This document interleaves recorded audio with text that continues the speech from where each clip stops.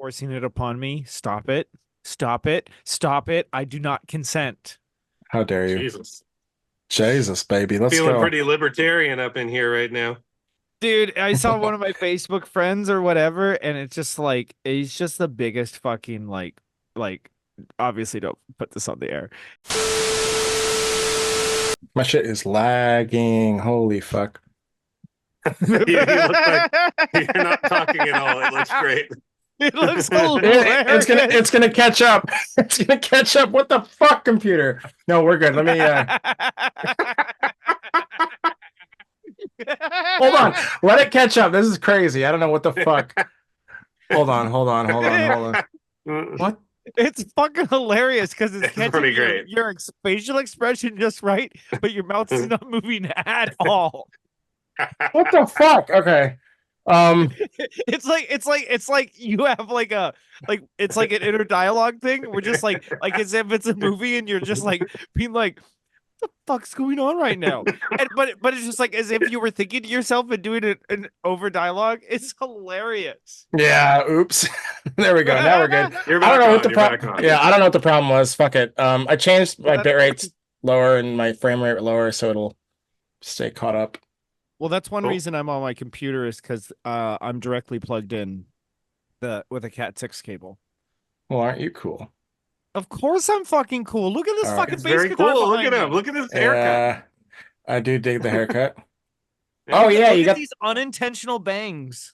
you've got quite the widow's peak there, sir. That's very nice. Oh, dude, yes. Now that I have some money, I need to get some fucking product to see if I can fucking tend the garden upstairs And downstairs.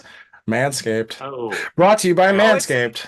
Hey, all the hair is coming in all the places down there, I'm loving my Fine. back hair. That's been pretty fun. I'm Dude, really excited for right? ear hair. I know that's coming down the road just because I got enough German in me. All right. Let's All right.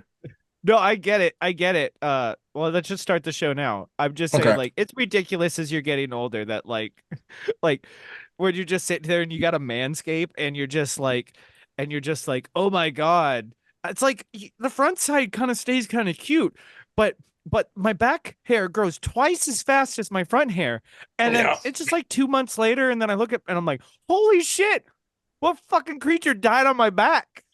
It's like I have a woolly mammoth back there. That's why you need like 3-inch hairs on my fucking back. You need a lady like, to jump in and shave your back for you. That's true love. If a lady will shave your back, that's true love. Oh no, Yep. I do that myself so I can get the lady. Like that's been my whole strategy. If you groom it, she will come. It's true. Yeah. Well, welcome all to the show. Right. This is how it is here with Astro Bros. Yep. Just bullshit. Yes, welcome to Astro Bros. With us, we have Troy. These are the Astro Bros, and I'm the Astro though. We don't want to call you the Astro. Yeah. The Astro hole.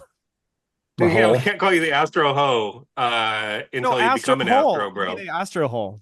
Wait, you are dating a lot. You could be the Ho. You could be the Astro Ho. I mean, yeah. I mean, if they let me, Yeah. All right. So we didn't really start. Yeah, we're having a little bit of technical glitches, but fuck it. I'll just deal with it. I don't know what the fuck's going on, why it's doing the glitchy thing. As long as my audio comes through proper, that's fine. Yeah, we're hearing you just fine. You're just gonna have a lot of inner monologues going on and funny facial expressions. That's fine. I'll take it. All right, we'll do it live. Fuck it. Yeah. We're going live. All right. Solving all the problems of the world each episode. I think that's one of our main goals, right? Oh yeah. Well, and we have to deliver our message for every single person, including the people not listening to our show. And the people that can't speak English, they need to be able to hear it too. Yeah, so the people who only hear about what we said online, we need to live up to their expectations and their emotions and coddle their feelings to the best of our abilities. Yes. So bullshitting is what we're doing. We're ready to start. I don't know. Do it. How about the transits? We'll use this. Don't worry. Transits doing? Tell us. No. Tell us what the stars are falling on our heads, guys. Ooh. Because Because I don't get it, you know? So explain it to me, you Explain know? everything to you right now. Yeah. Well, No, let's. eh, just like the Matrix download. I just need it downloaded in my head so I could just be like, I know astrology. That's what Oh, AI is for. Yeah. the moon's in Taurus, man. So, what is the moon in Taurus about? It's about sensuality, pretty much, right? You want to eat, drink, and be merry Yeah. during this time. You want to aim for emotional growth. So, do the kind of hard things, but not the really hard things, because you want to stay comfortable while you're doing it, right? That's like the moon in Taurus too. So, I think we can do this. I think that moon in Taurus is going to be a really good starting out vibe for us. Um, Moon's really happy in Taurus, Troy. I I'm don't know if you I'm know that, but the moon can be I happy. mooned to Taurus And it's once. you mooned to Taurus once? Yep, I did. Just one? It was driving by. It was a cow. It wasn't a Oh, of person. It was just a course. cow. Yeah. He's talking about the car. Yeah. Ha, ha, ha. Well, to emphasize what Mike's saying, yeah, Moon and Taurus. Taurus is all about the five senses. Just they experience life that way. They're not big on like going super deep into things necessarily. Obviously, other parts of the chart apply, but like it's just about, yeah, that's why Taurus gets a rap about loving food, loving sensuality, loving just experiencing life through the five senses. So that one of those is the fucking mouth. And So more immersed in reality. well, that's one way to put it, but what is reality? I mean, is reality just the five senses? Is it just materialism? Because that's the other question. That's where Taurus gets stuck, is they think life is only the five senses, whereas obviously the opposite sign, Scorpio, would tell you otherwise. So, yeah, but it's but there's value in experiencing life through the five senses. And with the moon doesn't want discomfort. And so a combination of the moon, our qualities of feeling like, okay, how can we feel comfortable in ourselves, feel nurtured, like it's like the child in us in a way. Obviously it's easiest to just go back into like, oh, I just want to feel good, I want to watch a good show, I want to eat some good food, I want to drink some good beer, and just feel good in that, and not have to think about these kind of deeper things, which is not a bad thing. There's super value in that, but if you stay stuck there, then yeah, you're going to have problems, because obviously life is not just about the five senses. That Yes. makes It is sense. not just about feeling good. Mm-hmm. Otherwise you got like you've seen all the bad endings of the real sensualists in your life, I'm sure, the people that are totally committed to the joys of the senses. I mean, that can lead to really overdoing it with alcohol, overdoing it with drugs, overdoing it with sex. There's all sorts of ways that can be a trap, and you can actually be more stuck by becoming a slave to the senses than almost any other way. Like Yep. Yeah. I, So I would so are you say. saying Tauruses are naturally opposed or are less spiritual? Is that what you're saying? Define spiritual, because like, I mean, they experience quote Oh, aware spirituality of through. Go ahead. aware of non-physical reality. in in the abstract, Taurus is not. Obviously, like a Taurus sun is going to have other placements that it's going to, like, our generation, Yeah. or at least mine and Troy's generation, has Pluto and Scorpio. So any Taurus is going to have Pluto opposing Scorpio, which is going to actually influence. But if we're talking about the the the like just the archetype, yeah, like that is a thing. And like a lot of, and that's, we'll talk about this when we talk about the elements, but all the earth signs want to experience life on that way, where it's like they this is where our idea of science comes from. Science is just an understanding of like the material world. Well, the material world is very important. You have to understand it, but like there is more to it. And so they experience, I mean, you can experience spirituality in a million different ways, like looking at the stars or looking at a sunset or whatever. That might inspire feelings of spirituality, but that's still a very material thing. You're visually looking at something that is beautiful, and again, Taurus is also ruled by Venus, so beauty is an important thing, but like it's, that could be spirituality to a Taurus archetype, but again, that isn't the whole picture. Obviously, we all know that like there's deeper stuff going on. So it's looking at it in levels basically, and that the level of Taurus, which is the second sign of the zodiac, is it's superficial, but that not in a bad way. It just means we have to learn to experience life through our five senses and then build on top of that, and then eventually you get to like the deeper stuff. It's kind of connected to the toddler or the infant level. Not like the newborn level, but it's like when a baby is starting to put everything into its mouth, you know, and trying to like experience everything through its mouth. Oh yeah. Is really considered the Taurus phase of life. Mm-hmm. And it's about what you have too. It's like little kids, they don't want to give up their toy, you know, like the thing that they have that's shiny, you know, and that connects with Taurus in the sense that Taurus is really not known to share their things, you know. They tend to be people that collect and hold on to things because those things have emotional resonance for them too. Taurus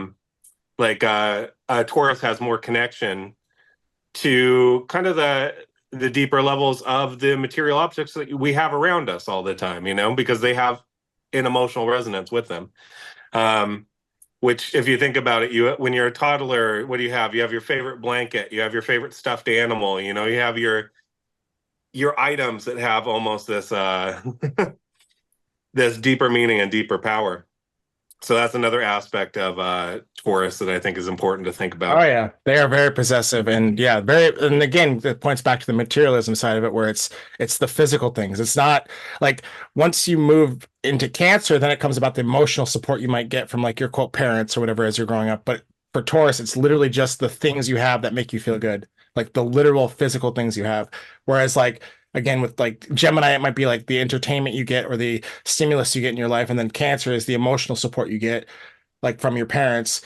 Taurus literally is just, yeah, it's like, this is my binky that makes me feel good. This is, and again, that's where it sounds like we're infantilizing Taurus, but it's just the pure archetype of it. It's not Taurus suns or whatever, Taurus moons, or you can, whatever. It's understanding that, like, yeah, that sign is really about the material world. And so, what are the material comforts that we get? And everyone has those. It doesn't matter if you're like, I'm an Aquarius and I still find material comforts in the world. I mean, I'm literally drinking a beer and like, these are things that we all do. So we all have quote Taurus in us. It's just how much of it do you have? And with this arc, like right now, that's we all have it. And so it's where you find that material comfort and then where you can, but also get trapped. So depending on the planets you have there, etc., you can get trapped in that and not look outside that. Troy, sorry. Troy, I don't want to cut you out since we're talking about astrology, but did that make any sense to you? Did that resonate with you at all? Well, ask questions. What didn't make sense? Let's go. Let's fucking go. Let's do this. Let's talk about it. Let's break this down because I think to me that was just a whole bunch of disorganized talking. You were jumping around between and this person. It's like as if I'm listening to someone talk. I walk in halfway through a conversation and someone is talking about two people I don't know and what happened and a whole bunch of context I'm not aware of. And then they jump around and I can kind of relate to half of the things they're saying, but then they switch subjects and they're like, yeah, and then he did this. And then it's like a completely different subject. And then I'm out and it's like, so every time, yeah. All right, this is a great time to jump into explaining astrology to Troy. We're going to do a segment called Explaining Astrology to Troy. This is the purpose. Troy is mildly skeptical about astrology, and I think it's important for. Okay, so if no one has Taurus in their chart, how are they? And then so you're saying that, but no, everyone has Taurus in their chart. Everyone has Taurus in their chart. How is that?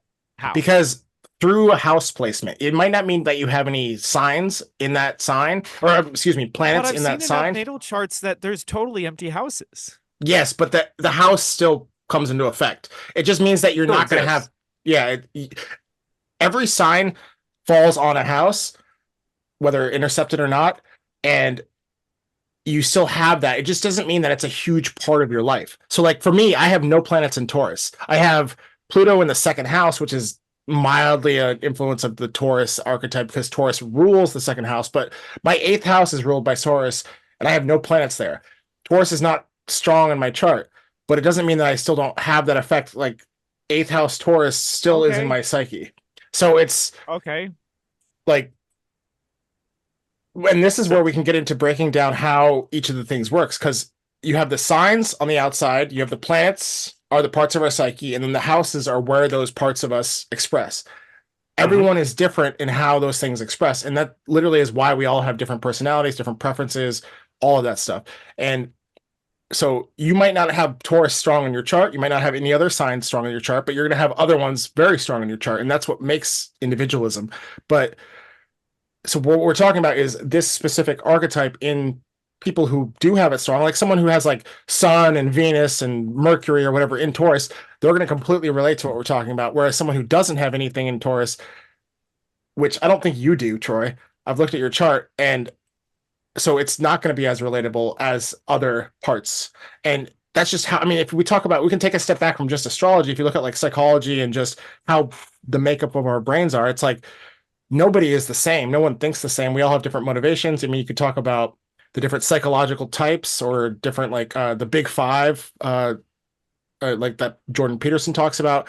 It's just Mhm. different ways of trying to break down the psyche because we all have a different psyche, and it's a way of categorizing it and trying to understand it. And so what we're talking about, and this is where we're going to get into the explaining astrology to Troy, is there's the four elements, which is like a very basic understanding of the human psyche, and then you build on top of that the signs, and the signs represent archetypes, which it's just a general way of trying to express human behavior. And then again, it builds and builds and builds, and you add in the planets, you can add in the houses, the aspects between the planets, but it's a way of trying to break down the psyche and understand it. And the fundamental assumption is that we are all different and we are all unique in the sense that, like, you know, you have your things, your motivations, your how you think about life, just like everyone else does. And the fundamental thing is there's like what 8 billion people in the world. Like Mhm. literally everyone has a unique take on the world if we're talking about like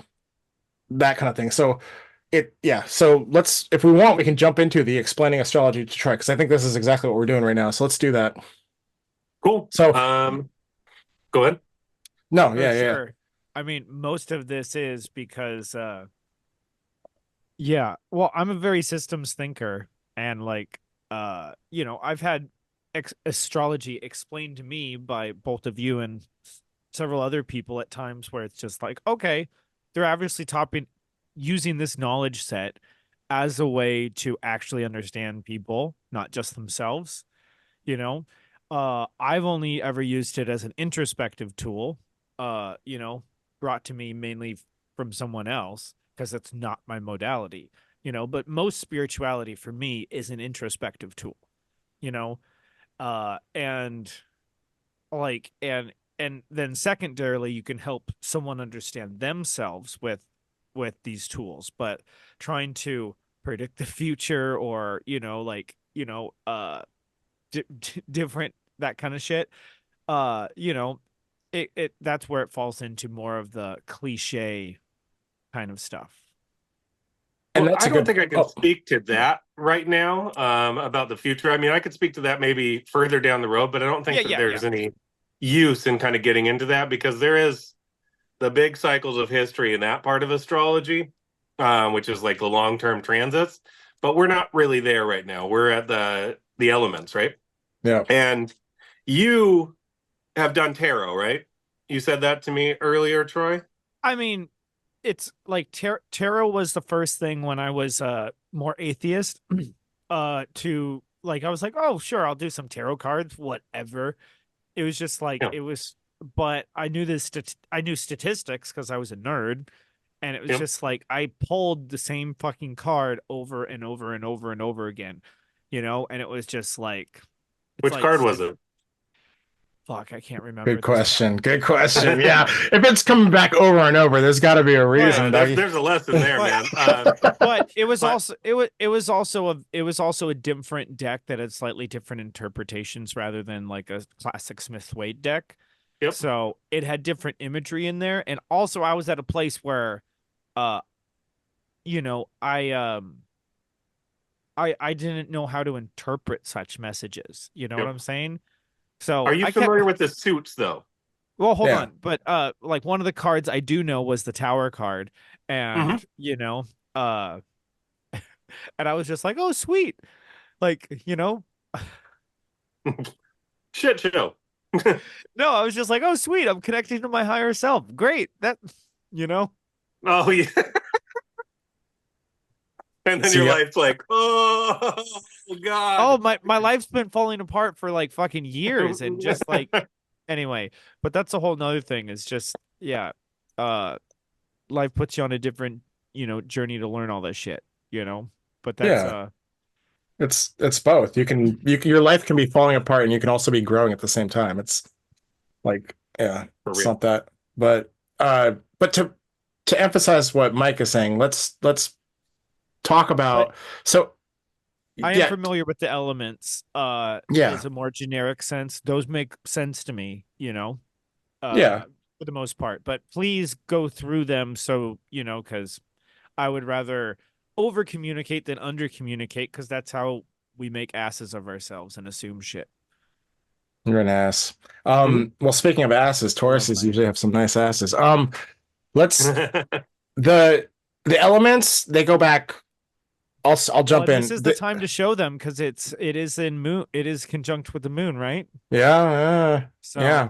But getting serious for a moment, the elements, I mean, this is talking about like we go back thousands of years. This was like a way of trying to understand. Like, there's a misconception in kind of modern science that the people back then believed that these were the actual literal elements, which maybe they did on some level, but it was really more about trying to understand the human psyche. All of mythology is trying to understand the human psyche. It's all of religion is trying to understand the human psyche. It's everything is just in here and then we project it outwards.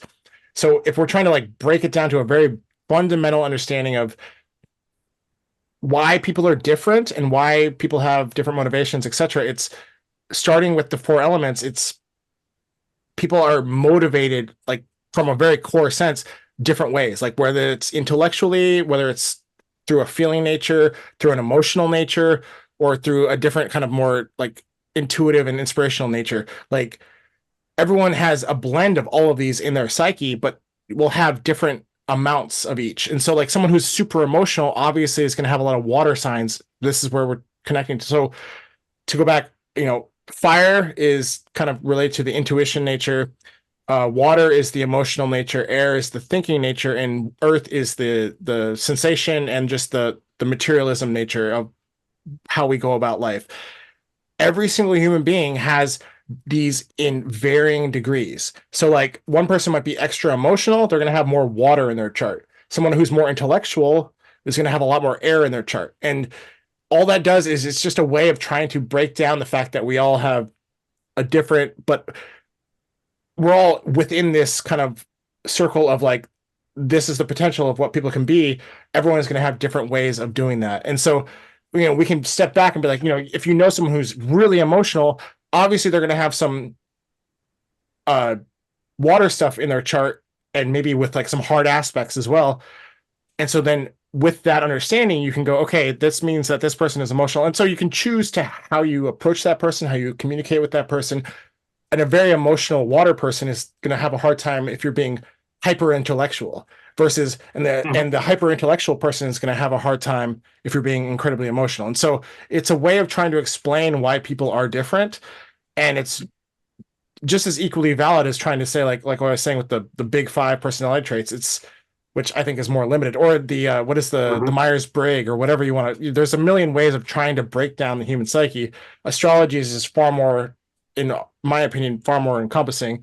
Um, but like, yeah, it's so going back to Taurus. Taurus is an Earth sign. Earth is about the sensations, the material world, and reality in a sense, like reality not At out least here shared reality. yeah, Yeah. yeah, yeah, yeah. Exactly. And there's a value to that. Like, we all know that like if you punch a wall, your hand's gonna hurt. Like that's a very earth thing because it's you can pretend otherwise, you can feel otherwise, but it doesn't matter. The reality is it's still gonna fucking hurt. But at the same time, you can then analyze that through air. you can feel it through water, and you can kind of be like, well, I'm going to do it anyways through fire. And like, there's the point being is that it's a very basic way of trying to break down the human psyche and our human experience and our personalities and all that stuff. So yeah, Mike, if you want to jump in on that at all.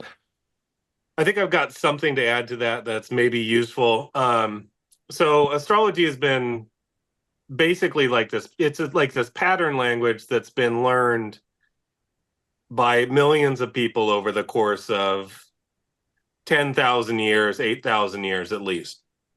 So these patterns that people have been seeing have been passed down to the next generation and the next generation and the next generation.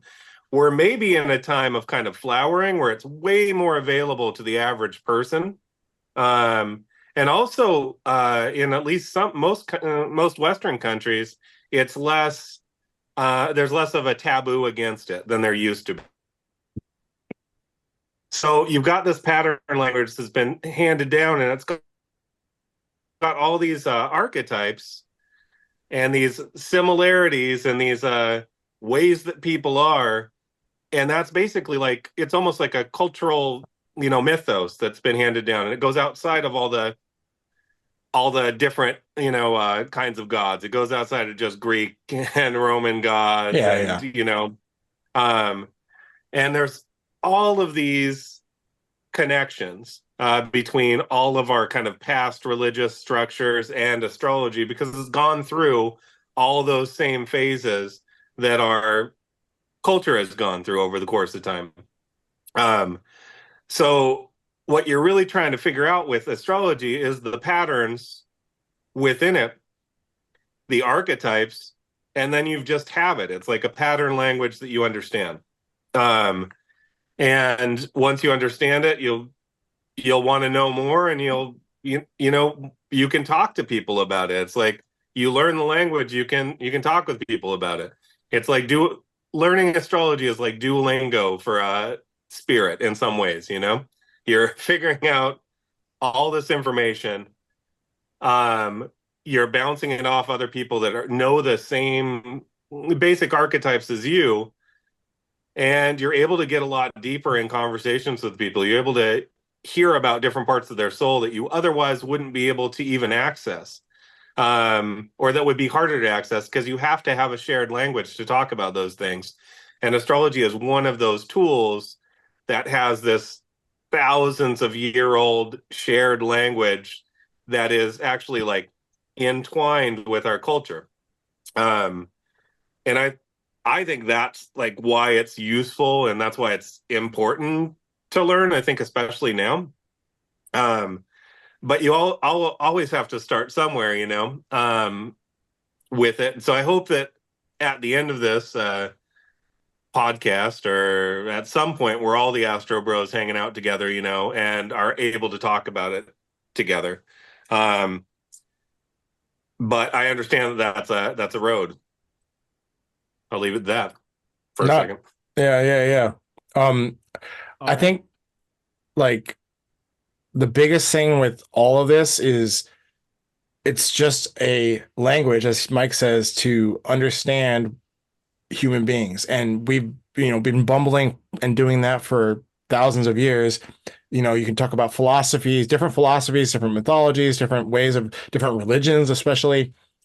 It's all attempting to explain the same thing. It all comes back to, I say the brain because I'm air dominant, but like whatever you want to call it, like the human being, the human psyche, the human experience, like you can categorize it however you want because it is just a language. But astrology's language has been developed for thousands of years. Whereas like if we talk about the language of psychology is in its infancy. Like it's poking at the dark. It's just basically all psychology does is like when you go to a therapist, it's reliant on how much you're willing to express and versus how much the therapist is willing or able to understand you.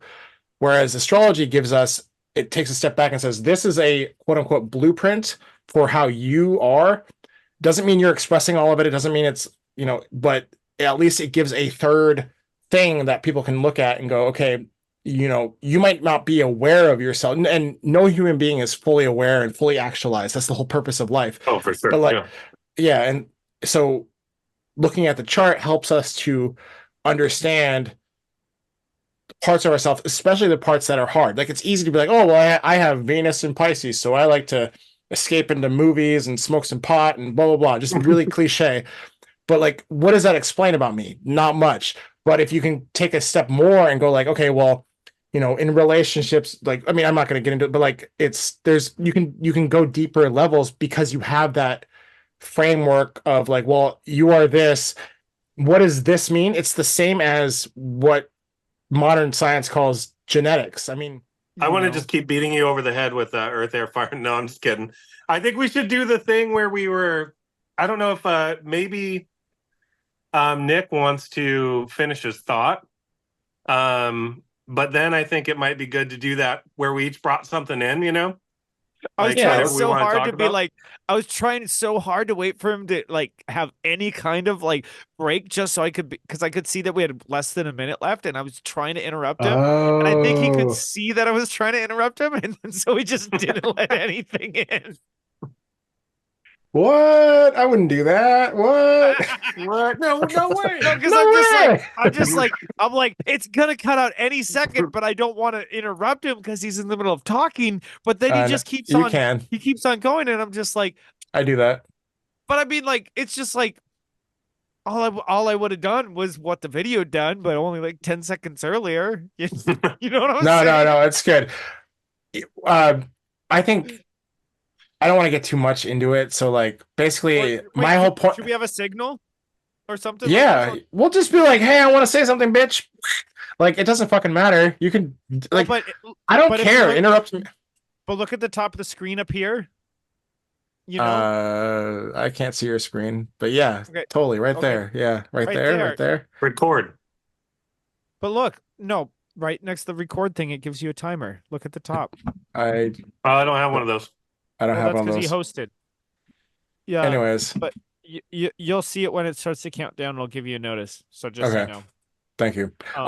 But then you Just could just put your hand up to know that we're basically about to get cut off, and we can try to okay. wrap up our thought. That's a good plan. My only point was I was talking about genetics. Genetics is just another way, like if we're talking about a blueprint for human behavior, Troy, you understand genetics on some level, right? Like you're born a certain way, you have a blueprint in I'm a you. Monsanto scientist. I know all about genetics. Exactly, baby. Like you can manipulate that shit. Take those Uh, genes. Take those genes no, in your but genes. but genetics is just a modern way, and I personally think it's a modern way of trying to understand the same things that astrology is trying to understand. But because it takes into account you're born a certain way with a certain blueprint, but also the phenotype aspect, which is your environment, your experiences shape what in your genetics comes out. And that's exactly the same as astrology, where it's like you have a blueprint for you, which is your chart, and you can like not everyone expresses their chart 100% fully. Like we lock stuff up. There's certain part like whether you're a man or a woman, the way you're raised, like there's so many factors that influence what in your chart is expressed. And so, you know, the same with astrology, the same with genetics. Like if we're talking about full potential, being your best self, yada yada bullshit, like there's a value in understanding those things. Now, genetics is again more science based, so it's very much more materialistic based and just kind of looks at it doesn't get into like the purpose of life type of stuff, but astrology does that. And so I guess I just want to emphasize that comparison. So maybe like you have a certain chart, you have a certain genetic disposition, like you're born with certain genetic code, you can't change that. Like, I mean, unless you want to get into our mRNA shit, but we won't. But there, so it's that idea is what astrology really I mean, that's how I try to frame it for people because people can understand the modern idea of genetics and then also the phenotype side of it, which is that your environment and your experiences dictate how you express yourself, quote unquote. And obviously we can talk about traumas and all these things, and those obviously will lock things up or cause certain things to come out more. And again, it's that same idea, but again, the difference is astrology is thousands of years old, whereas genetics is a very new understanding of how we are. So there's yeah, I just want to leave it at that. But yeah, so again, So if we're talking so about what I'm hearing genetics is you that don't believe in genes. That's what I'm no, hearing. I very much do. If you think about it, genes have the four fucking what is it? Adenine, Mhm. whatever. There's four elements. I mean, RGB, there's certain like or arginine or whatever. Yeah. There's four thymine. basic building blocks that everything is built upon, just like astrology. There's the four basic building blocks of the four elements that then everything in astrology is built upon. So there's a weird, and I'm not, it's weird because there's a relationship that there's a weird connection there. So it's a way to try to like explain it to people who are more scientific minded that yeah, it doesn't have to be woo woo and like oh astrology is woo woo. It's very much a system of trying to understand the human experience and why we are the way we are, and that's Mhm. really what it comes down to. Yeah. All I'm So hearing you guys are just telling me how I'm being oppressed by the stars. So yeah, the stars do Uh, oppress us. they do, especially some of the planets especially oppress us. Like Pluto and Saturn are really good at it. Um, That's true. they just well, oppress the but shit out of us sometimes. I Yeah, mean, they do. and they can't even, and Pluto can't even make up its mind whether it wants to be a planet or a planetoid. It's Oh, it just like, wants to be a planet, but It wants to be a planet. certain fucking scientists decided to demote the god of the underworld. Yeah, micro, god And damn you. look at what happened. Look at well, how the it's world actually has a, been since isn't it they've considered a decided to planet do again? that. It's been a bad scene. Isn't it considered a planet again? No, No, I'm pretty it's sure still it is. it's a dwarf planet. It's very dwarf much a planet. Yeah. dwarf planet, yeah. Which is it's now a classification, blah blah blah. Like there's value to astronomy, but astronomy I would love it if astrology and astronomy worked together more, but of course, why would that happen? In the past it did, but in modern times, again, there's this modern science is so materialistic and so anti religion and woo woo shit and just anything like that that it almost to a fault pushes it away. Whereas obviously there's so much value in like understanding and like working together. But yeah, no, Pluto's a fickle like yeah, but I think I don't it's know. fine. It's You're gonna fine. trust a whole bunch of Nazi scientists to tell you that stuff? I mean, Nazi scientists. Where's that I mean, guy? I mean, Which ones? Which ones? I mean, the trustworthy ones, of course. Like why Yeah. wouldn't you? like, yeah, Warner von Braun, yeah, I the mean, good didn't we bring a Nazis. lot of them over? I mean, weren't we We like, hey did. guys, come We did. Well, on, but remember, they we could became use you. good as soon as they became Americans, because Well, everything yes, America does is good. Oh yeah. absolutely, yes. Uh-huh. Amen. Exceptionalism. Let's go. Yeah. Um, Speaking of which, yes. Transition. yeah. I like your Uh, curl, by the way. That's a nice curl, Troy. Yes. thanks. I did it just for you, and it was 100% intentional. Good. Thank you. Nice. It's cute. All right, what's your transition? Let's go. Oh, I realized I didn't have much to talk about at the moment. I was hoping that one of you guys would say something. Oh, I got it. I mean, fuck. Well, Mike, go ahead, but I'm full of it. So let's go. I've got a packed third house. The people out there know what I'm talking about. Um, Yes. Well, I mean, I can just uh, tangent off into like random shit, but it's just like, Well, we each have a topic that we get to bring to the table, right? So we let's got to go. figure out. I, I'd like to. Can I go first? I'd like to go first. So, yeah, one of the things that I saw come up in my feed today on, on the socials, was our House of Representatives voting for a bill that basically says that the U.S. is going to persecute to a certain extent the ICC, the International Criminal Court, Wait, for the ruling that they made recently that Netanyahu and his defense minister are war criminals. So interesting.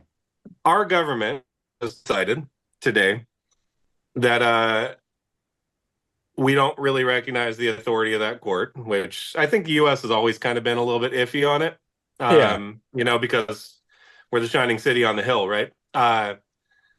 But anyway, this passed with flying colors, a lot of support from both sides of the aisle, and so now the U.S. is going to target some of these ICC judges, and if it passes the Senate and gets signed by the president, um, our official government policy is going to be to go after the ICC and its members, which I think Wow, is crazy. I thought that that was is crazy a little bit.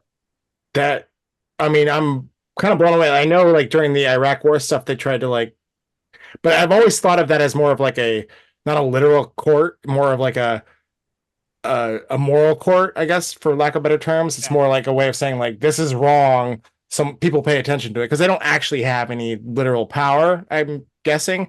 But it's wild that now it's because it was always just a thing that was like, oh well, let's just no, they have their opinion, that's fine. But like they're gonna go after them. That's wild because why? It's wild. It's wild. I don't know. It's a very strange move. Yeah. The U.S. government is always talking about the maintaining the rules-based order, right? The rules-based Mm-hmm. order. Mm. I would say that the ICC is a part of the rules-based order. If I'm not mistaken, I think Slobodan Milosevic was actually prosecuted in The Hague by the ICC. I think that actually happened. So Oh, it's good. not Okay. just ceremonial. Okay. No, I Um, wasn't. Yeah, I wasn't sure. um, but the fact that we talk a big game about the rules-based order, and then when the rules-based order says something we don't like, we're like, well, actually, we're going to go after your judges to see. I thought Oh that my was God. one of the more interesting things. I think it ultimately really undermines American power in the world, and kind of gives us a black eye if you think about it for a while, right? We've It's got a very hard pretty. to hold global leadership if you're not willing to listen to any of the international bodies, you know? Um, Yeah. but we'll see how it all goes. Maybe the Senate Yeah. will. No, the Senate won't. Maybe Biden. No, Biden won't. It's probably going to pass. It's Yeah. almost certainly going to pass. Now, okay. Do you think this is Well, the like? Oh, go but ahead, here's the Troy. thing that I'm confused about is aren't these all the same people who are doing all this stuff in Ukraine to essentially for NATO, or is just NATO their excuse and they don't actually care about NATO? Hmm. Well, who is in charge of the ICC? I guess that's something we should look up. But like Well, maybe my I'm understanding, sorry. it's separate. It's separate from NATO. It's not the United same as. Nations and NATO are not Yeah. the same thing. Sorry, I No. No, Yeah. misspoke there. Yeah. I meant to say United Nations. Gotcha. it's linked. It's an international organization Yeah. that's global, so it's kind of linked to the UN, I think, in some ways, but I don't think it's a direct UN body, if that Yeah. makes sense. But I'm not absolutely sure. Well, It might be the something to ICC research is afterwards. the ICC is connected to the United Nations. Okay, so Okay. it's the United, but again, the United Nations only has so much power. It has the power that each nation gives it. So there is that division between and again, we can talk about globalism because as much as this idea of like, yeah, we need like some quote global court, the downside of that is we leave nationalism and the idea of like each nation has a say in how they do things. And if there's one court that rules the world, that can also lead to problems too. So it's kind of a weird balance where, but right now, the United States, and for not right now, for a long time, the United States has just done whatever the fuck it wants because we have been the global power. Now that's changing, but I wonder if this is like a last, like, a dog bites hardest before it dies. So maybe the United States is kind of doing like one final, just like, oh, like maintain our world power type of thing, like attitude, especially with like Pluto is gonna move back into Capricorn Yep. and do the last kind of like Pluto return stuff for the United States chart. Like maybe this is us just or us, I say us as the nation. I don't agree, Yep. but it's us doing like a last ditch effort to just try to like maintain power and like realizing that like there is a global power that is coming to play that whether we agree with it or not, that is a thing. And like that lines up with Pluto and Aquarius in a lot of ways because Aquarius is kind of like more about the global nation and Mm-hmm. not just individual nations. And so it's an interesting thing because on some level, I'm like, well, fuck them. But at the same time, if they're gonna keep accountable what we won't as a nation do, then there's importance to that. So yeah, Okay. Okay. I'm just looking up some cursory research. So this is just like, but yeah, it does look like for the last like 10 plus years or even since the 90s, uh that NATO and the UN had started working together.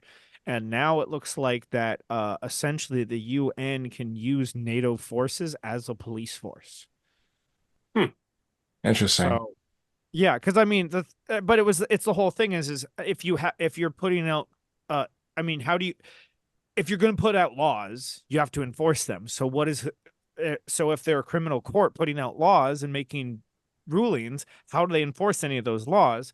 And so yeah, They need a so police force. so Yeah, apparently they have the ability to use NATO for that, you know, which kind of makes interesting. you a little bit scared of the globalist agenda of stuff like that when you realize Yeah.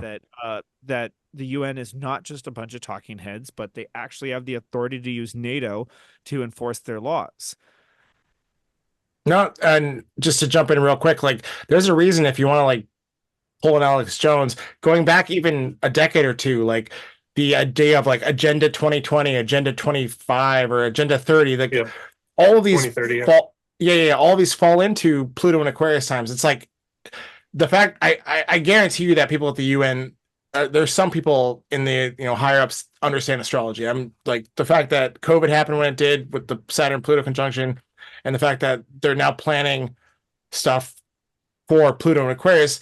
I mean, if I was a fucking Machiavellian person, I would do the exact same thing. I would plan things based on the astrology of it. So there is something to that. And I think it's a balancing act between like, yeah, like I don't want one totalitarian world police government type of thing happening, but at the same time, like I guess does the United States need to be put in check? Like, or I don't know. I'm presenting that as a question to both of you because it's like, which is worse, I guess? Like the United States just being the United States still and doing its, you know, exceptionalism thing and just trying to take over the world through bullshit, or is there a better option? And is a world government somehow better? And you know, there's a lot that we can talk about that, but I'm just curious, what do you guys think? I'll jump in quick. Yeah, Uh, go ahead. I'm still reading something. so I think that probably for the last uh, probably 10 years, we've been living in a de facto multipolar world, but the US has still been pretending it's a unipolar world. Yeah, yeah, I would say you've got a lot of great powers in the world again, kind of like before we had before World War One, where there yeah, was many powers across the world. I think it's really hard to deny that China is one of the major powers of the world right now.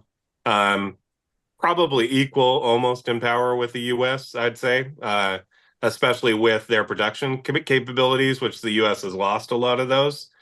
I would say that Russia has its own sphere of influence. I wouldn't say that they're to the level of the US, but I think the US has a choice to make whether it's going to go. It's kind of had a covert empire for quite a while, and we've got to decide whether I mean our leaders are going to decide whether they're going to go for the overt empire and just try to kind of beat down any challengers to the throne, or whether we move towards more of a regional powers have more power regionally, and that would be a real lessening of our power, right? Like we'd probably move back from parts of the Pacific, we'd probably move back from parts of Europe, probably Well, move back from parts of the Middle East, and be more focused in North America, South America. That would be like my guess for how it's going to go because I don't think the push for covert or overt empire is going to work.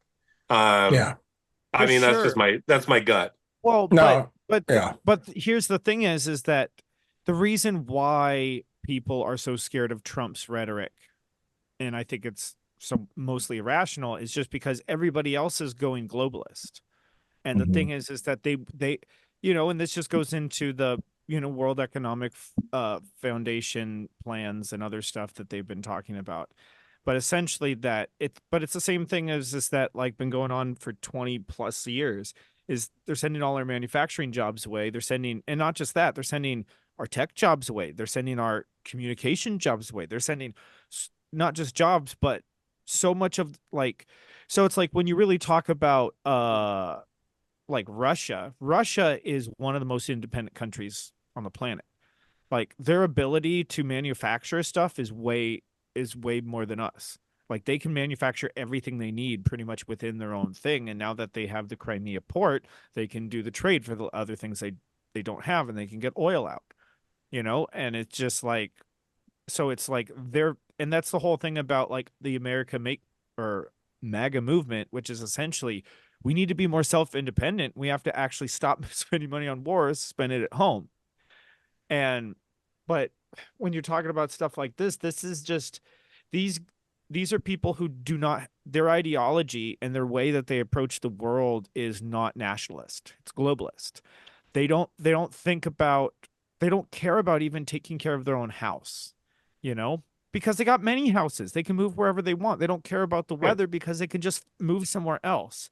And that's a problem with a lot of these stuffy elite kind of people and the people who get into those positions, because you know it's like I went to college and those and everybody loves to fucking smell their own farts, and they don't even realize that it's people, it's the Dunning-Kruger effect. In the sense is the Dunning-Kruger affects people most in the center of the bell curve, where they shove a lot of fucking knowledge in their head and they think that they're actually are got to the truth. And then they just operate off this one set of worldview.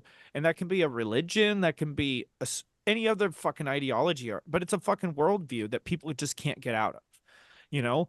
And it's like, and it's the same thing with this, right? You know, it's like the culture war is just people getting stuck in ideologies, or you're stuck in the negative polarity of that ideology, you know, Mm-hmm. or and you're trying to push against it, which is still getting caught in that orbit. You know, you're still getting caught in that attraction field, that energy well, or you know, into that bullshit. Oh, It's just, and the whole thing about this just, it's so weird because there's so many different like groups doing so many different weird things. And the weirdest thing about like politics right now is that so much of it's just new. So much of it's so novel what's going on that it's just like there's no precedent for so much stuff going on right now. It's just, you know, and and one side's doing all this crazy stuff and saying, well, we're only doing it because we have to do it because the other side's doing it, you know? mm, And right, and it's just like I grew up as a lefty my whole fucking life, and it's crazy to watch the fucking, you know, Democrats and the Biden administration just do all this crazy stuff, you know? Not that I like Republicans anymore, but it's just like it's just wild to see what's going on. And Yeah. I don't know what kind of play is being gone on with this, you know, because it's also just like it's also like, are they trying to win the election? Because like right now it's like it sounds like they're trying to piss off the entire youth vote on the left, you know, which is all pro-Palestine for the most part, you know? mm-hmm. So it's just like politically, it doesn't really make sense to me. What I understand about international law and international politics doesn't really add up. It seems weird to me. I don't understand. Well, I oh, I do go want to ahead. take this one quick moment Do to it. let you know that this podcast is brought to you by the World Economic Forum, and we want you to know that you are the carbon that we want to reduce. So with that, Klaus I think we can get back to Daddy the Klaus, Hopefully yeah. and be happy. All praise Daddy Klaus Schwab. podcast. Yeah. Yeah. Yeah. And we just remember, you know, when we come to take your belongings and take everything, just remember, you know, the classic spiritual tradition of letting it go. You don't need those possessions to know that you're in alignment with your soul and who you are. And, you know, it's a lot of the time when you're actually alone without material possessions that you actually find out who you really are and you actually find your true happiness. So, yeah. So Well, maybe When the they're really tax just man looking out comes, for just give us. him all your belongings. yeah, yeah. No, Cool. it's that transformation of reality that was trying to happen during the Pluto and Capricorn stuff, and like we're at the very end transition of that. It's like, I mean, the past decade. I mean, I don't need to tell you guys, but like just the idea of like we're changing reality, quote unquote. It's just like sure that might work on some level, but I think we're at that point now. We're at a weird transition stage where people are like like I said, it's like the last dying days of like a all these different things where all the power that has been for the past decade plus has is now shifting, and we're at this weird stage where instead of moving away from like the elites and the corporations and all these the power goes to the politicians, the elites, the corporations, all this stuff, like it's and this is very idealistic, but Pluto and Aquarius could also mean power to the people. I mean, that's a very literal interpretation of it. Again, that's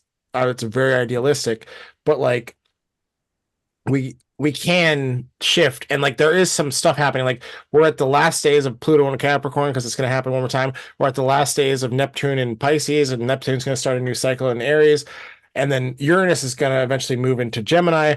And there's going to be this interesting. There's going to be a configuration that happens between those planets Hmm. mixed with a an eclipse that happens, and I mean, there's a lot changing. It's like a funny like time where like if we think back to 2008, like when Obama got elected, that was like at that shift between Pluto and Sagittarius moving into Pluto and Capricorn.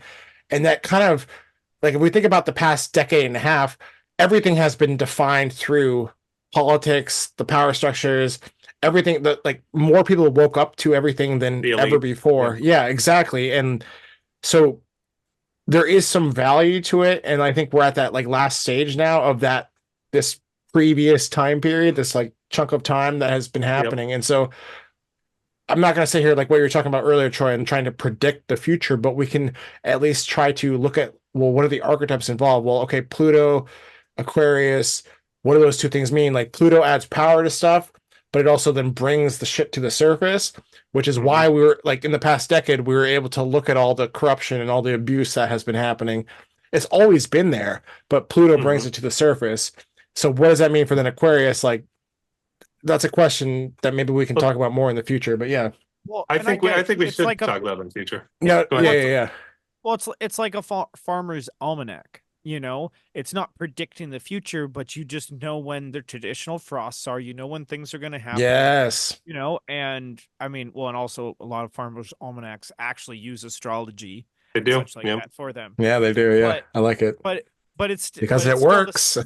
but it's still the same idea with farming, that it's just like, oh, if I know what the weather is going to be and I know how that's going to affect my crops, I know how that's going to affect the soil, and then I can plan around that, or at least have the idea of that, like, oh, I need to be ready for when the rain stops at the end of this time period so I can get out there, you Hmm. know but also just knowing your context, like you guys are saying, just using a farming example. If I go out and try to disc my field too early in the season, I'm just going to compact it because it's too wet with my Yep. tractor. Yep.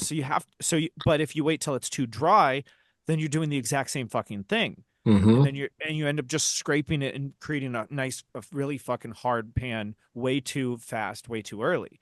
And Yep. like, so it's just like you have to go with the seasons, with the cycles. And I mean, that's the one thing I have, watched with astrology stuff, is that, some guy would be like, all right, so, watch out this week, you're going to be tested by places of power. So just make sure you hold your cool, you know, things like that. It's that's actually really well put because it is. I mean, there's an astrologer. I don't want to name her, but her whole thing is, especially with transits, it's looking at it like weather, and you're only going to be affected. Like you're going to be affected more strongly if it hits your chart specifically.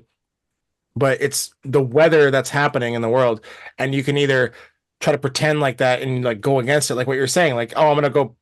Let's see, we're running out of time. 10 minutes left. Um, you could either pretend like the weather's not happening and just do whatever you want, or you could work with the weather. And that's what astrology is, but for more than just the physical things. It's for our psyches, for human interactions. Let me let it catch up. There we go. Um, yeah, I was doing its thing. So yeah, you're that's a really good metaphor to look at it because The weather is something we can all understand, and the weather is also, as much as we try to predict it to a T, even meteorologists don't get it correct 100%. Yeah. And it's not for lack of trying, it's that there are ultimately, like, astrology, if you're trying to predict the future, you have to take into account human free will, and just that there's a certain chaos factor that just you can't predict the future to a Well, T. There are astrologers who try, and but effort. Yeah, effort exactly, yeah. Yeah. and and also karma, because Yeah, yeah, yeah, for sure, because 100%. everybody's walking their own path, doing their own thing too, and that's also changes the context, because because context is context is everything. So it's like if you're making a decision, and not knowing the context of your reality or where you're making, it's like whether you're in public or in private, whether you're in, all those things apply to how you make a decision, but also, in the astrological sense, is knowing the influences coming on and what they means that you can lean one direction or another way, or, put on a psychic raincoat to keep away the bad thoughts, or a psychic tinfoil hat. Those work too. Yeah. I mean, yeah, paying attention to the space weather is really important. Like the transits and what's going on. I Oh had yeah. one thought that came up when you were talking a little bit earlier about the difference between Pluto and Capricorn and Pluto and Aquarius. So think about the fact that um like a country can spend $1 million on a propaganda campaign, like $1 million to basically to propagandize you to believe something that's not true. Hmm. And governments have done that many times. They spend money on people to be on the internet, for example, um, to push narratives, things like that. In Pluto and Aquarius, each person has their own potential to create a propaganda that could beat $1 million campaign. Like each individual, like can make a meme that works on such a level that's kind of under conscious awareness that they get like the bigger picture right away. Like you can break down a million lies with one true thing, and it's kind of in all of our hands, which is crazy, right? It's a lot of power. So you also Yeah. have like Yeah. negative propagandists, which unfortunately could really lead people down paths that they wouldn't necessarily go down if they weren't propagandized in that way. So individuals have this power to do good, but it's always a double-edged sword. With Pluto, they also have a power to push people towards real evil directions too, Oh yeah. with their propaganda. And I think we've all seen memes that probably brought up darker aspects of ourselves, or our own um our own what do you even call that? Uh, The there's always dog shadow song. aspects of each person. And there's memes that bring your shadow aspects to the surface. And, you know, that can kind of take you in the wrong direction. You might end up organizing against your neighbor, down the road if you were propagandized in the right way to think that they were truly the enemy. And I think that's a danger too, um, Yep. from both individuals and from government. Well, I mean, and that's the whole thing, is just like with so much of the politics stuff, is it's like it's so hard to convince people how bad the problem is, and then it requires so much like leaked information and all this stuff, but it's like the solutions are really simple, and a lot of the practical stuff, which is communicate, know your boundaries, know to get your needs, don't put your shit on other people, respect people, try to build community and culture closer to you rather than far away from you. So Mm-hmm. support people closer to you in your life rather than further away, both in proximity and in emotional capacity, you know? And it's just like, because it's like you can't fix everybody, and you can't pour liquid into everybody's cup. So it's just like you do what you can to the best degree around you, work together, and it's like, and that's spiritually speaking, whether you're talking about interdimensional demons or any kinds of stuff, or field infiltration, or just someone being an asshole to you, down the street. It's just like so much of it's the same thing as just do your best to be a good person and be a good person to other people. And so much of the propaganda you're talking about is trying to get us out of that. Because Yep. if we could just have a beer or whatever and just talk to people, just to have a conversation, and you realize, oh, we agree about all this other stuff. We're we're and okay, we just disagree about this or that. And you know, uh they're using our own passions and our own emotions against us. Hmm. And a lot of it's they're taking advantage of our compassion. They're taking advantage of our innate desire to want it to help people and to be nice to people and to try to make the world a better place. And that's on both sides of the culture war. And then you end up finding like low hanging fruit that they want to push against, and it it just erodes your own soul, it erodes your own ego, and it's like, I don't like the word, but it's sinful. It's making you less than you are. It's preventing Hmm. you from being the best version of yourself, And it's so it's just and that's what they want to do, because if we're acting hedonistic, if we're, coming back to Taurus again, and you're stuck in those places, well, then you can easily be led by the carrot or the stick, you Hmm. know and Yeah. it's really easy to be controlled when you're overreacting to everything. And that's what they try to have us do, because if we're emotional and we can't calm down, we're predictable. It's Yeah. that simple. And when we're Yeah. predictable, we're controllable. Yeah. You know? Well, and So yeah. yeah.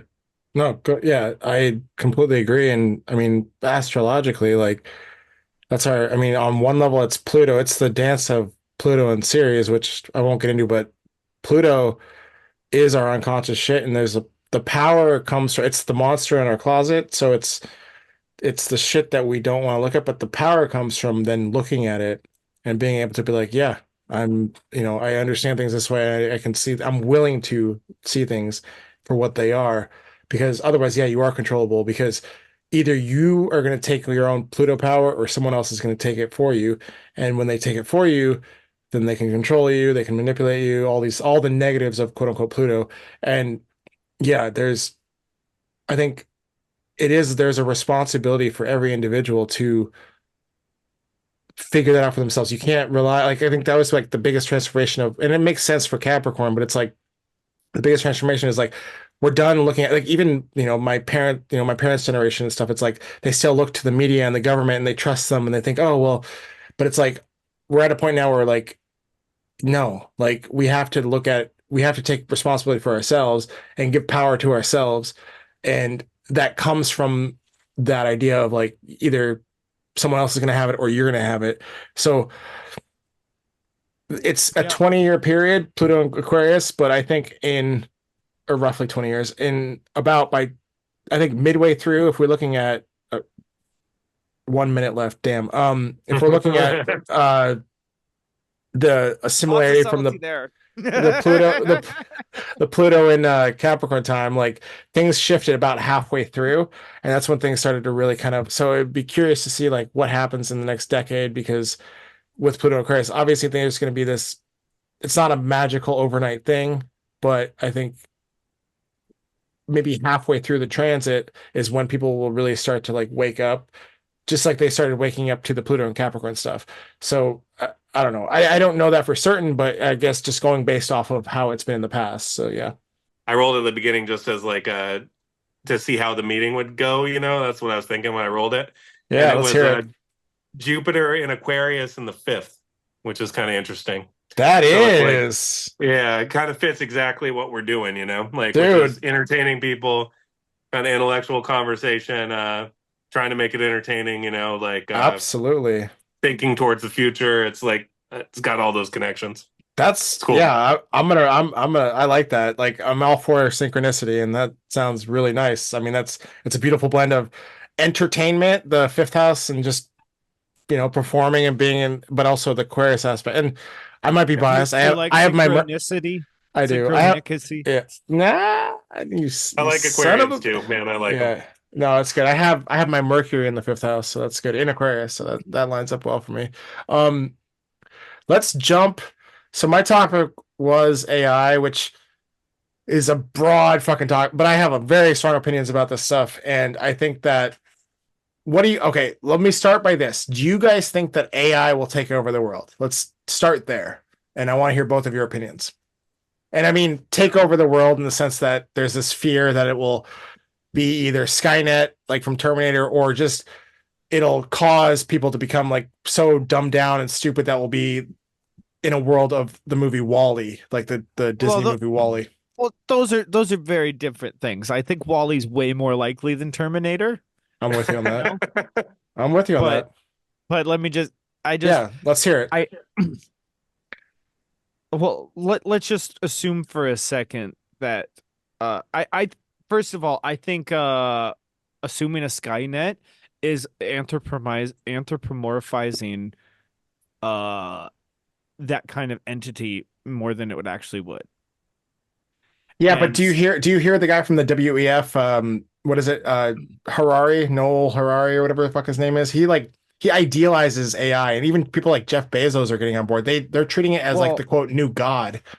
that's because all of these are atheist fucks. You know, they Okay. they're I mean, you're talking about this materialism shit again. So Yeah. it's just like it really comes down to the thing is when you like there's a huge difference between being atheist and agnostic. Agnostic is a very healthy place to be. You know what? I have my beliefs, but I'm not really sure for sure. You know, I could be proven wrong. It's basic because gnosis is knowing. So a gnosis, it means you don't know. That's what agnostic means. You know what? I'm not really sure. I'm a Atheist, Gnostic. and to be honest, there's a lot of people who say they're atheist, but they just don't believe in a fucking Santa Claus god in the sky, you Yeah. know, Yeah, I get that. granting wishes. But the thing Absolutely. is that we still live in this place where we live in a Judeo-Christian culture that all of our fundamental things, whether you like it or not, like so much of our worldview is based around a Christian ideology. So much of our legal system is based around that. And that's not in the bad way, but that's in the sense of innocent till proven guilty. That's in the sense of freedom to express yourself and freedom to protect yourself and various of those other things. Because like when you actually flesh out a lot of, do unto others as you do unto yourself, you start to get more of a legal framework that we have. But the problem is well, and one of those things is also that you have to respect people's autonomy and their ability to choose. And the thing is these people they don't. And that's why they like AI. And the biggest thing about authoritarianism, especially communism, is they don't fucking trust people. And that's why you get all these people who are literally self-hating people. You have all these white people who hate white people. You have people who just want to depopulate people and think that the world would be better off Yeah. without people. Yep. Yep. But it comes down to this. That's the same kind of mental errors that people make and emotional errors that cause people to be bigotry. Instead of hating one group of people, they hate all people. It's like that's not an intellectual like high ground. It's not even a moral high ground. It's an ego trap that you get Yeah. stuck in, you know? Yeah. Yeah. And so when it comes back, like I'm not that worried like AI can be one of those things that causes us to be our own demise, but that's because we caused our own demise. Okay, And I not like because that. not I not like because that. we accidentally made a bunch of robots that killed us all off. Yeah, To be yeah. honest, I watched enough sci-fi to know that like human capacity and to pull in inspiration from source and such like that, we can inspire and innovate our way out of situations. You Nice. know? Uh Well, no, I mean well I mean, put, well but put. even in Yeah. Terminator, like the whole thing is John Connor had a successful revolution, and the only way that the robots could win was by going back in time and killing him. So even in the Terminator thing, humanity won. It Okay. was just a terrible war. Yeah, You know what yeah, I'm yeah. saying? And let's hopefully avoid that. Yeah, no, I completely hear what you're saying. I think yeah, that's great. Like Mostly sure on that lore. No, but just in a nutshell, it's just that, people who have faith in AI and are talking about that don't understand the human condition. They don't hmm even understand how their own brains and emotions work. Because most people think that my emotions are just a response. It's like, no, you have bodily feelings that are constantly telling you what's going on in the reality around you right now and reacting to that. Your emotions are a different thing, and most people don't understand that. Uh, but anyway, no, yeah, it yeah, yeah. gives I could keep rambling on, but But it's just pass it AI to Mike. Pass it to Mike when you're done. AI lacks the ability to tap into source, which is infinite. It's like, oh, Akashic records or whatever, but that's your intuition. That's how our biology is made, you know?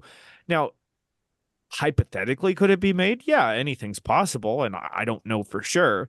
But like to think that like it just sounds ridiculous to me. Yeah. You know, I mean, not to yeah.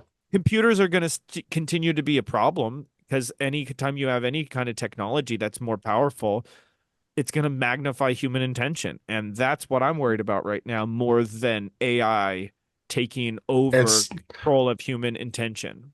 it's the human factor, not the computer factor. No, no, that's and let's pass it to Mike. Mike, do you have any thoughts? What are your initial thoughts on AI? Yeah, Pass And the mic to Mike. for sure. I have a few thoughts. yeah, yeah, So I agree with both of you in the sense that it's going to be used A little louder. very negatively. It is definitely going to be used very negatively by people in power right now. AI, oh yeah. certainly.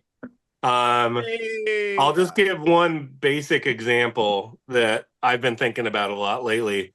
So imagine you have like AI connected drone swarm. So you have the first swarm goes in, looks on the front line, figures out where the targets are, gets that back to the next swarm, which comes in, drops their weaponry or their payload wherever the people are in that place that they just scouted, right?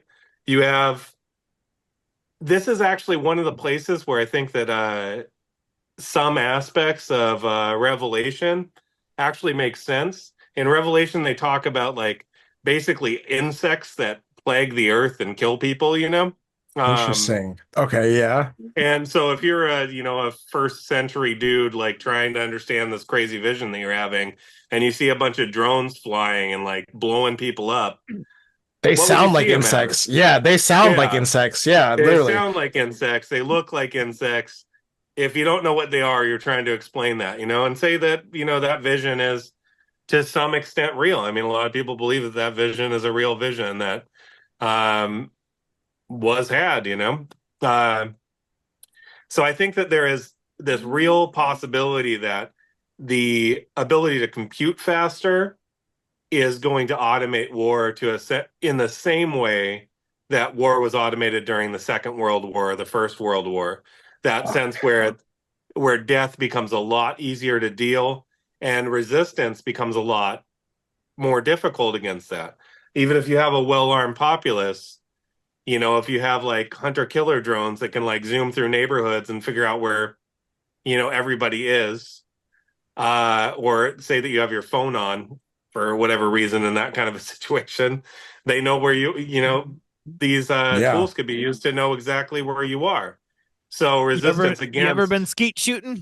elite. Well, I mean, Good luck I when there's 1,000 of them. Yeah.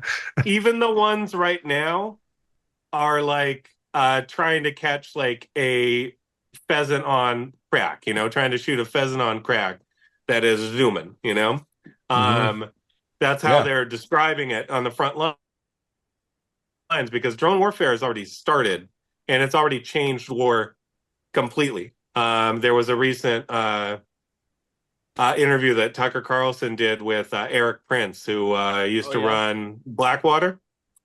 And Eric Prince, pretty informed about war, I'd say, as a person. And it was a really good conversation. It's worth listening to. Yeah. But he was talking about how much Ukraine and Russia are advancing their technology just by being in conflict with each other. Because conflict is like what really pushes technological increase Yes. to the Necessity. max. 100%. Yeah, it is that conflict. War actually Necessity is is the like one of mother the of biggest. invention. Yeah. Yes. And So I sadly feel so, like but yeah. AI as like an addendum. So giving people putting evil intent and then them having the computing power to go above and beyond is crazy. I mean, we're seeing it already start to happen, and it is going to be, I think there's no getting around it. It's going to be a really dark time. Yeah. And we're at the beginning of Pluto and Aquarius. I think that's going to be one of the big dark sides of Pluto and Aquarius. Yep. Just like if you think about how Pluto and Capricorn started, it started in 2008 with the economic collapse, right? That was like when it happened, like end of Bush, beginning of Obama. Yep. That was the economic collapse. Yep. So I think we might see something once once Pluto finally moves from Capricorn into Aquarius to stay. We Hmm. might see something that's on that level of change, and it's whoever's winning that AI war to automate their armies, basically, Hmm. in a new way, that is going to be hard to stop. It's going to be hard to stop. Oh, So that's the danger of AI. I'm not so worried about like robot terminators. I'm worried about people like yeah. creating Oh yeah. little flying insects that can kill you. That's like what No. I'm more worried about right now. Yeah. I'll Yeah, stop there. yeah. No. There's a lot of, well, the people who end up into those things are the kind of people who think in those ways. And it's like, I mean, fuck, I'm the non-astrologer person, but the whole like Taurus thing, is just like it's all physical energy. And that's what they're all obsessed about, and controlling others, you know? And it's like the most base way of controlling other people is literally controlling space and controlling, you know, uh life and death, you know? Yeah. Yep. But like, just like you're saying, like they want to be gods. They see themselves as gods, is part of the reason that they want the AI, because they worship the AI as a god because they want to control the god. Because if they can control a god, what the fuck does that make them? Uh, no, Ego. Yep. no, you're right. You're right. 100% It's right. also And wanting to live forever, I think. There's some aspect of Oh being yeah. like upload their brains uploaded in the cloud. It's about not allowing death to happen, not allowing natural cycles to happen. yeah. Well, Um, and those are the people who are in, like, according to certain spiritual traditions, you're literally being like, if you're saying, hey, I don't believe there's an afterlife and I don't want to go to an afterlife, well, consciousness has the ability to choose. And according to some people, you just like, all right, well, you don't have to go on if you don't want to, you know? But, Yeah. I understand us as being multi-dimensional selves, that we're essentially like, it's, you have a certain amount of parallel selves, you know? Like you have a antimatter version of yourself on antimatter Earth, living a similar life, you know?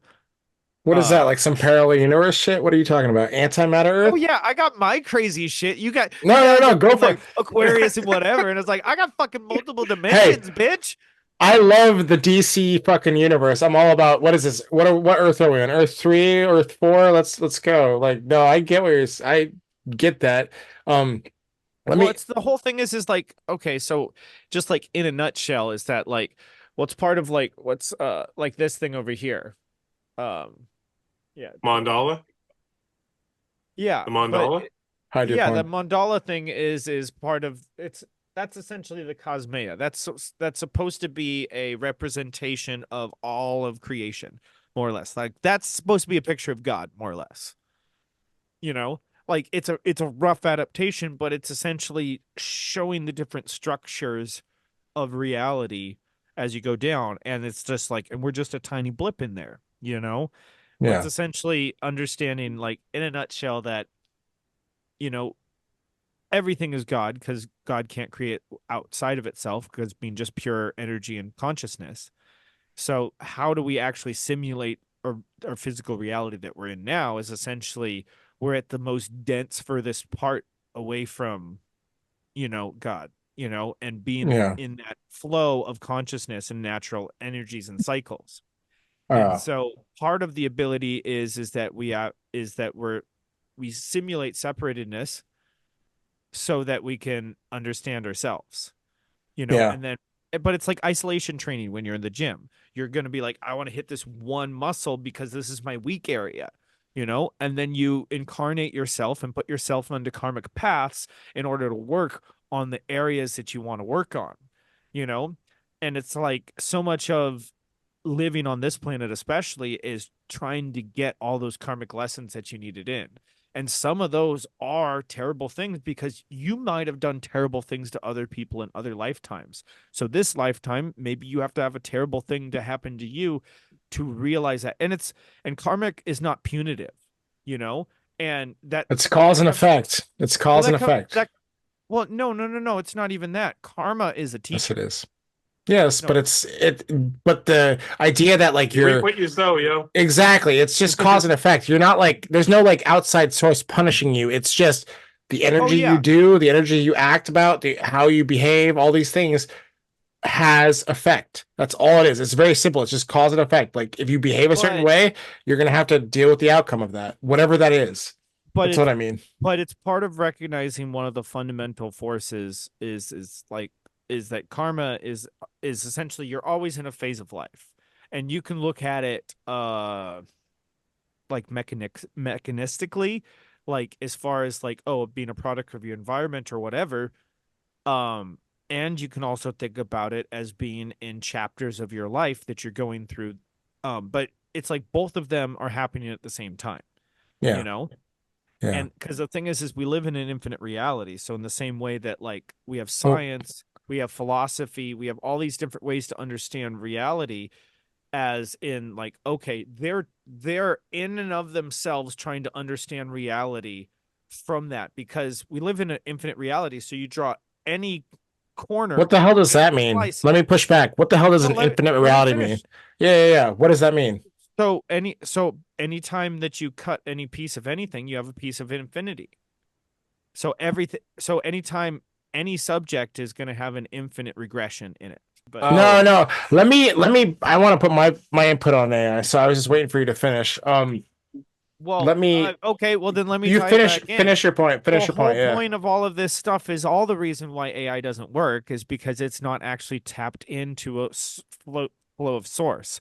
So it's just like, and let's just say, even as a worst case scenario, that like the entire planet implodes because AI blew it up or killed all the people on the planet. There's still all the rest of consciousness, and there's still all the rest of our parallel selves and our other reality, that's going on, you know?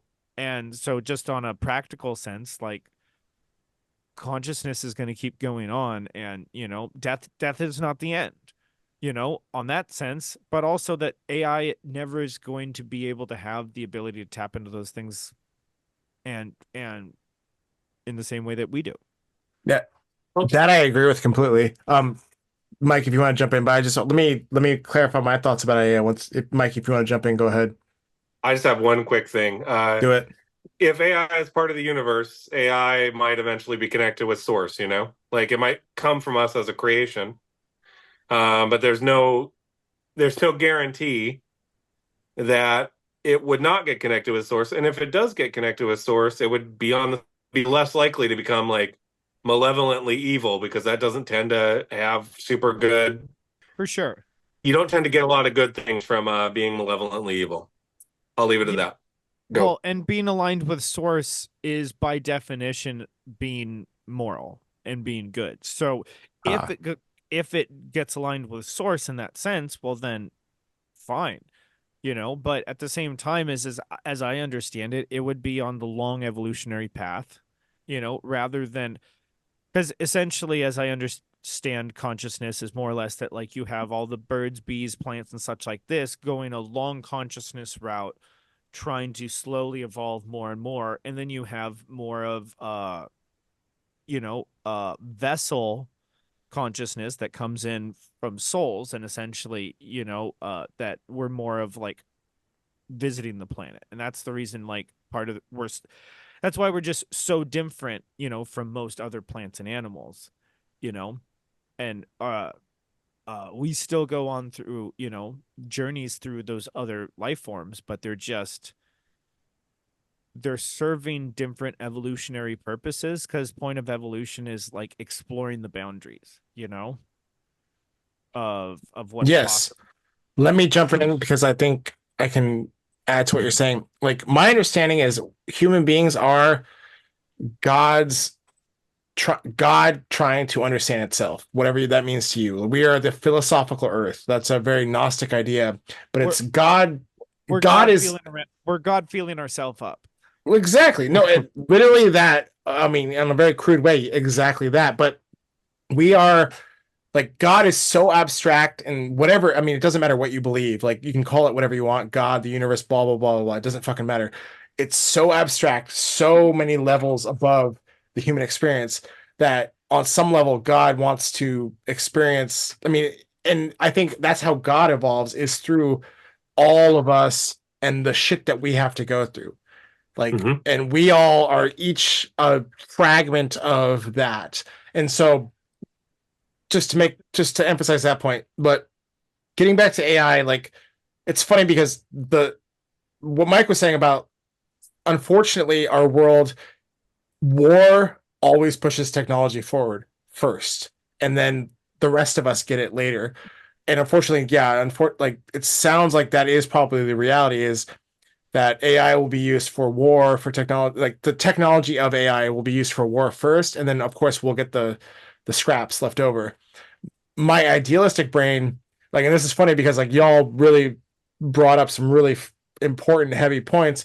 I was just like, oh, cool. How can AI help astrology? Like that was my whole intention. And it's like, well, no, and it's like, oh, cool. Like we can, if you could sit down and type up an AI program that has all the info of all astrology knowledge from books and online and Yep. wherever else, it could really do some good, like as a tool. This is Oh the yeah. idealistic side of AI where it's like it's a tool that helps people. Again, that's not going to be the reality, but for astrology specifically, like imagine like I mean this AI is just the new machine learning, which is just the new whatever it was before. Siri Mhm. was AI at some point, you know what I'm saying? Like I think people it's just using technology as a tool to enhance the human like being like it's so much faster and more complex. It has the ability to do so much more than the human brain can because Mhm. one person can't process things in that level of information all at once. I mean, it'll just Oh, for very few sure. people. Yeah.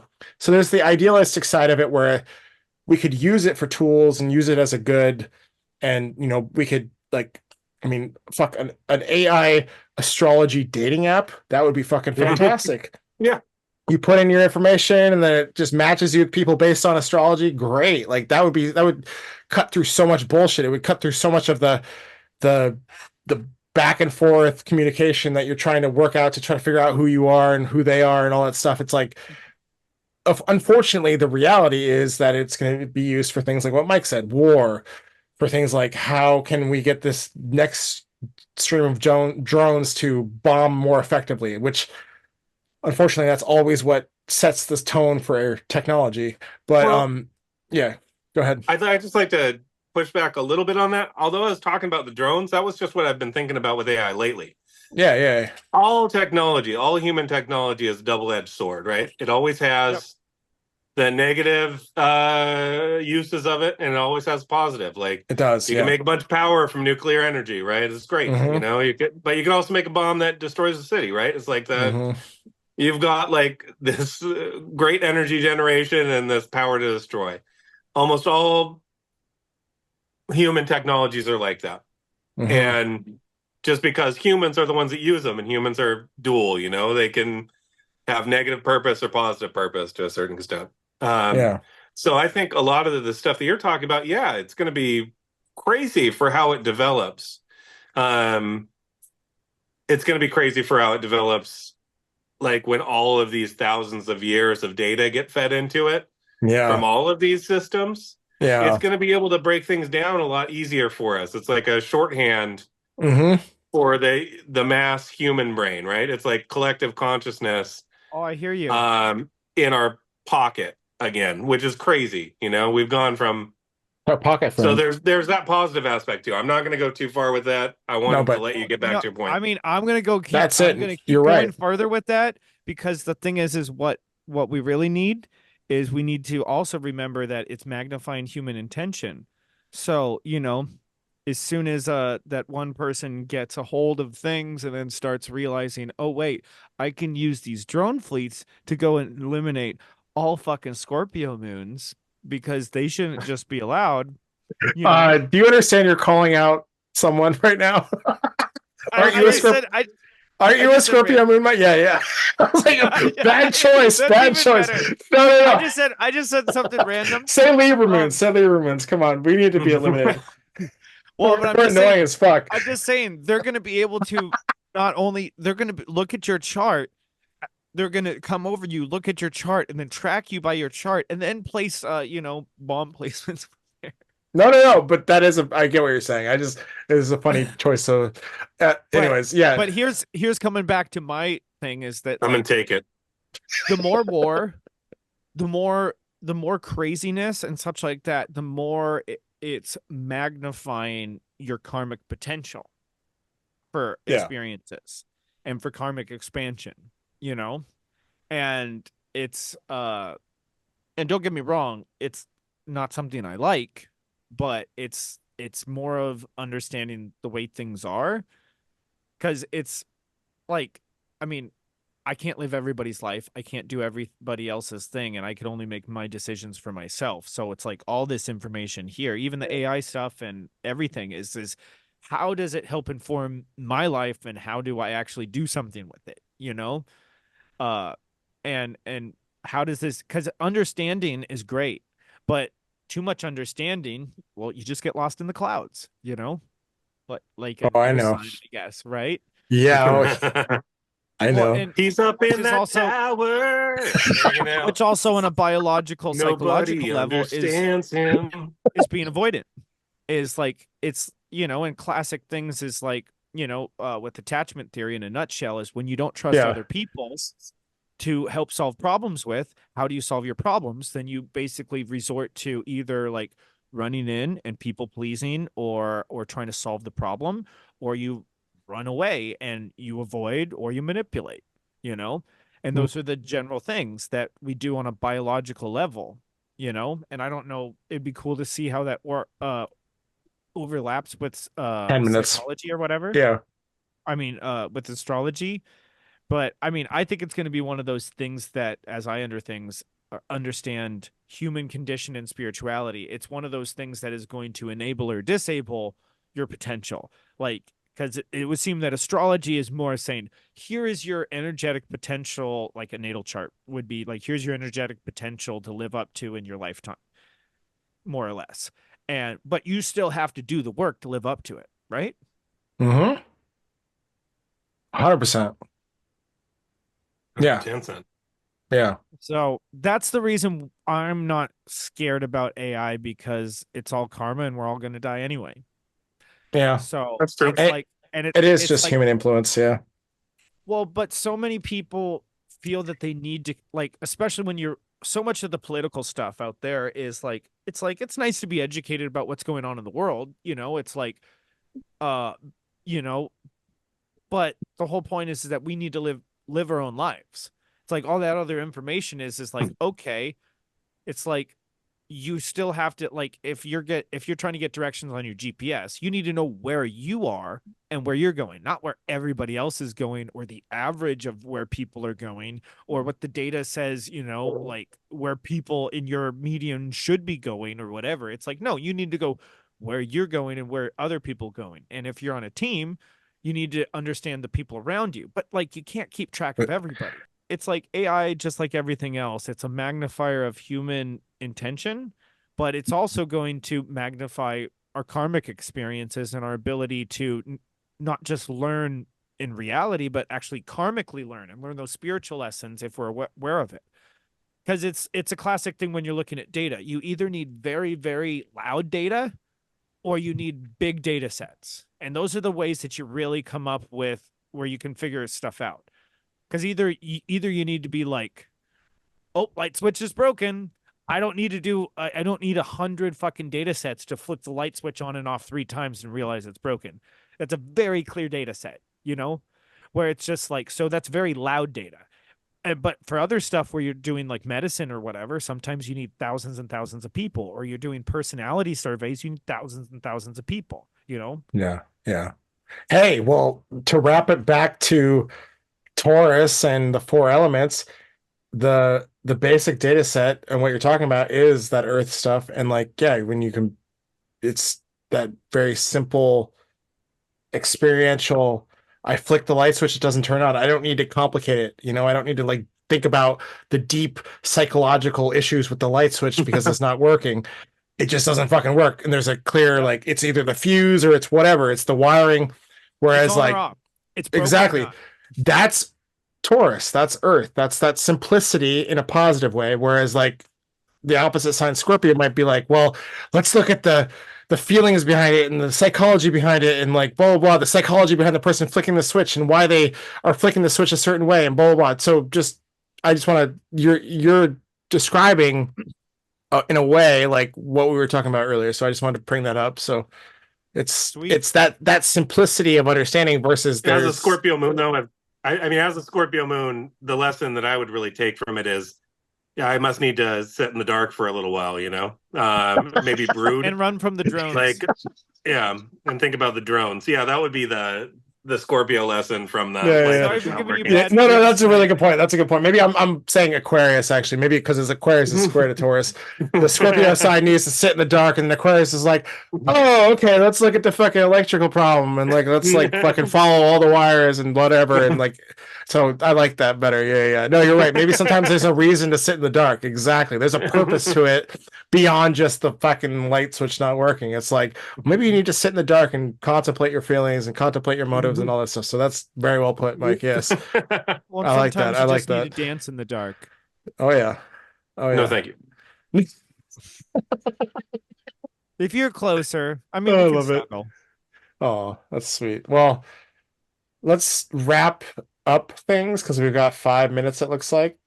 Sweet, because I'm too Yeah. pasty to rap any good. So I'm I a can good sing, rapper. but I can't It's my rap Libra very rising. well. Oh, Like every time I try to Let's rap get or light. do like hip hop, like when I'm as a musician, it's just like I'll get about like one stanza out, like about like 3 things, and then it just it slowly turns back into singing.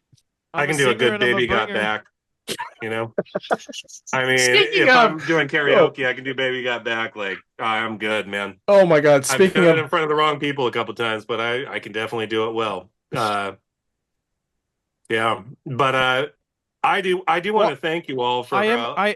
Well, no, I just wanted to say real quick, Um, I am that with hot dogs, that I don't want none unless they got buns, hun. So, I don't need Your a hot lettuce dog? wrap. that's sometimes I like it in my mac and cheese. I don't know. But Lettuce wrap I get mac what you're and saying. cheese You don't is want what none you're unless you saying? got Lettuce buns wrap on. mac and cheese. Yeah. Just put a whole bunch of mac and cheese. what do gluten-free people do then? I'm saying put your wiener in the mac and cheese. That's Yeah. exactly what I'm saying. Okay. Yep. Bratwurst, because it don't hurt. brat best. Yeah, I want Let's go. best. Yeah, let's go. Well, yes. let's Yeah. wrap it up. Let's finish this goddamn thing. Well, sweet. All right, wait. Quick Mike, question. you were saying something. Mike, what? Oh, what are your go-to drinks? Like, what are your favorite things to drink? You talking to me? Alcohol. Yeah. What are your favorite things to drink? I like beer and I like whiskey sours, especially, or like a good Irish whiskey. nice. Redbreast, I really like. I drink that straight a lot. I like rum and ginger ale. I just really Nice. like to drink. Yeah, Those are all really good tasting There things. you go. Fuck yeah. Yeah. You got good taste. How about you? I like beer. It's pretty obvious. And then tequila and whiskey if I want to get really crazy. Yeah. I like ciders, beers, but I mean, like mainly something that's like good and not trying to like overdo it. Like I'm in Ninkasi land and they're like, I'm gonna I drum love- bomb you with fucking hops. And like 8% fucking I love that though. I love the 8% IPAs. I love the it's like, Ninkasis, man. I miss oh them. yeah. I miss them Yeah. on the East Coast. Oh, you don't Well- get them out well, there? Well, No. Damn. I'll have to mail you some or something. Oh yeah. You know? Sounds good. Hell yeah. All Well, right. let's wrap it Well, up, thanks, boys. guys. Yeah. And Good night. yeah, and wrap it Boys, up boys, after you get boys. off the thing too, at least until you have family planning, Yeah. episodes. Yeah. Wrap it Yeah. up. Keep it We'll have safe. that next time. Yeah. Yep. Yep. Keep it safe. And we'll do it on cam. That'll be on our OnlyFans. Yeah, when we get that, you guys can Yep. do that. That'd be fun for you. Yeah. My wife said no already. I didn't even have to ask her. It's all right. It's all right. She sounds like a good person. Good for her. I'll just go ask her on Twitter. I'll just go find her on Twitter and I'll send her a whole bunch of Naughty boy. concept art. Yeah. Naughty yeah. All right, boys. Thank you for the I gotta go conversation. get some food. Let's wrap it up. And Good yeah, night. Astro Bros. Peace. Astro Bros out. Peace. Peace. Yeah.